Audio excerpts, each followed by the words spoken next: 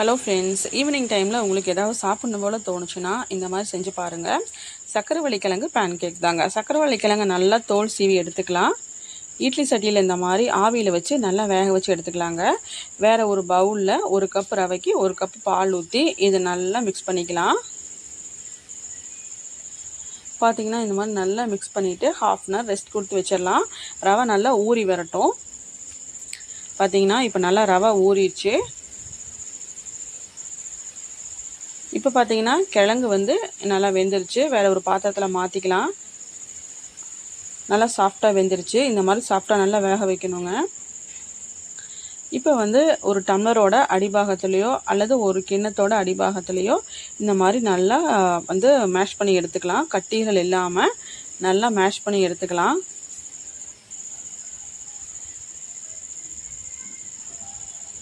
இது வந்து ரொம்ப உடம்புக்கு ரொம்ப நல்லதுங்க. ஈவினிங் வந்து ஸ்கூல் விட்டு வர்ற உங்கள் குழந்தைகளுக்கு ஸ்நாக்ஸ்க்காக இது செஞ்சு கொடுத்தீங்கன்னா நல்லா விரும்பி சாப்பிடுவாங்க. ஃபைபர் கண்டென்ட் நிறையா இருக்குது சக்கரவள்ளி கிழங்குல.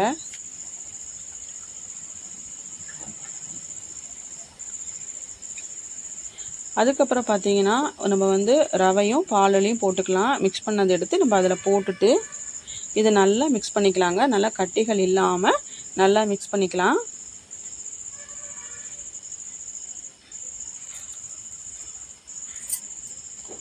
கொஞ்சமாக உப்பு போட்டுக்கலாம். அதுக்கப்புறம் நான் ஒயிட் சுகர் தான் போட்டிருக்கிறேன். நான் 3 டீஸ்பூன் ஒயிட் சுகர் போட்டிருக்கேன். உங்களுக்கு வந்து நாட்டு சர்க்கரையோ அல்லது கருப்பட்டியோ போடுறதா இருந்தால் அது உங்கள் இஷ்டம் போட்டுக்கலாம்.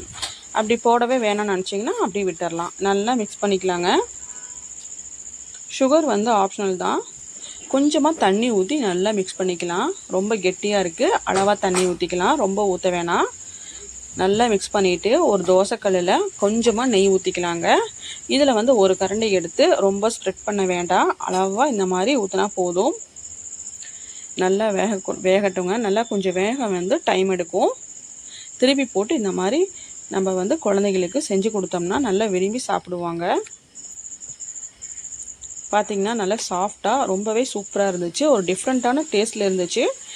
மறக்காமல் நீங்கள் செஞ்சு பாருங்கள். செஞ்சு பார்த்துட்டு எப்படி இருக்குன்னு சொல்லுங்கள். வீடியோ பிடிச்சா லைக் பண்ணுங்கள், ஷேர் பண்ணுங்கள், ஃபாலோ பண்ணி சப்ஸ்கிரைப் பண்ணிக்கோங்க. தேங்க்ஸ் ஃபார் வாட்சிங்.